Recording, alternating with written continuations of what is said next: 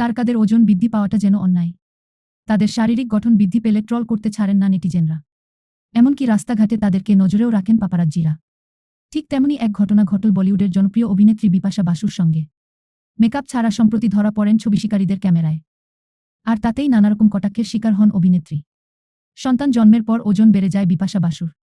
তবে কিছুটা ওজন কমিয়ে ফেলেছিলেন তিনি। সেই সব ছবি পোস্টও করেছিলেন সামাজিক মাধ্যমে। দেখে নেটিজেনরা প্রশংসায় ভাসিয়েছিলেন তাকে। তবে সম্প্রতি সাধারণের বেশে বাইরে বের হয়েই বাধে বিপত্তি। অভিনেত্রীর মোটা হয়ে যাওয়ার ছবি ভাইরাল হওয়ায় কিছুটা অবাক বনে যান তার ভক্তনুরাগীরা। সম্প্রতি কোনোরকম মেকআপ ছাড়া রাস্তায় বের হয়েছিলেন বিপাশা।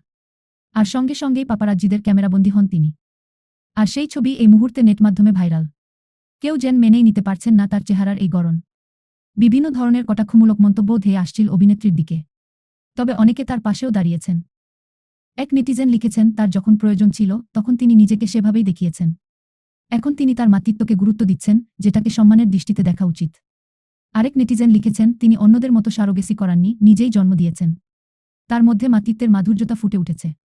এদিকে বিপাশাকে নিয়ে কটাক্ষ করতেই নেটিজেনদের উপর চটে গিয়ে অভিনেত্রীর পাশে দাঁড়িয়েছেন টলিউডের জনপ্রিয় অভিনেত্রী অপরাজিতা আঢ্য।